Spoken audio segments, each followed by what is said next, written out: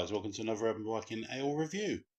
So this beer is a request from one of my subs, Ben Matthews. He saw the Belgian unboxing and he wanted to see my thoughts on the porter.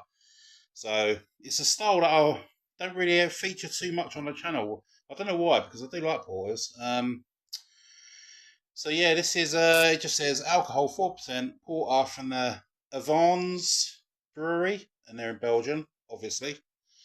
So I think he's more interested in the Belgian take on a porter, because porter's quite an English style, isn't it? So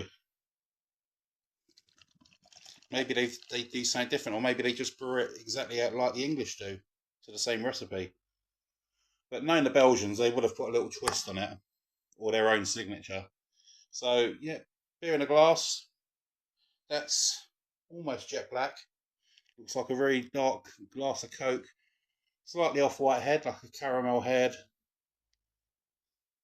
Looks nice. I've had this beer out of the fridge for about an hour, just to let it sort of warm up slightly, because it's a porter, so you want to get those malty notes. Sort of like, if you have it too cold out the fridge, it just mutes all those rich flavours and smells. So just a little tip, if some of you watching don't know about it, like even with a can of Guinness, leave it out of the fridge for about an half hour or so.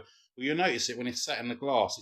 When it warms up, you notice like flavours start to open and appear. So anyway, let's get a nose.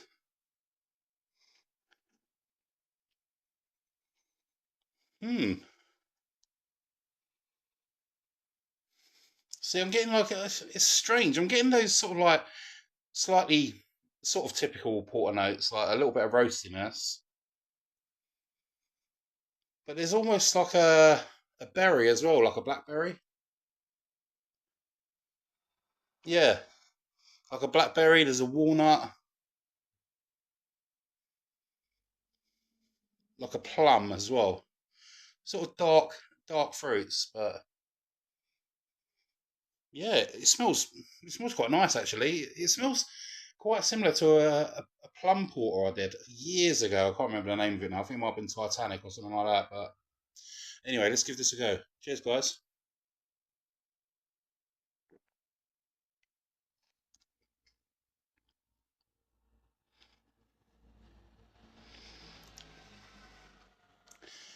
Wow, that's really light. I mean, it's only 4%, so I'm not expecting it to be too rich. But yeah, it's got a nice little bitterness. It's in classic porter notes, really.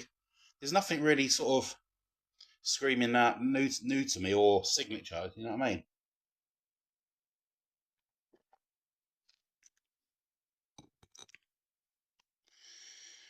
Very mild. You're getting the like slightly ashy coffee roastiness on the forefront, but it's not very big at all. It's really light. But then you get this nice earthy bitterness, which sort of creeps up on you and sort of sits in the back of your throat, which is quite pleasant. Those fruit notes I've got at the beginning are I can barely pull them out of the taste. It's mostly in the aroma.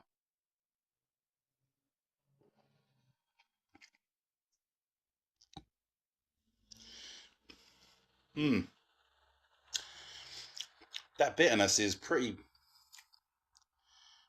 predominant for a porter, anyway.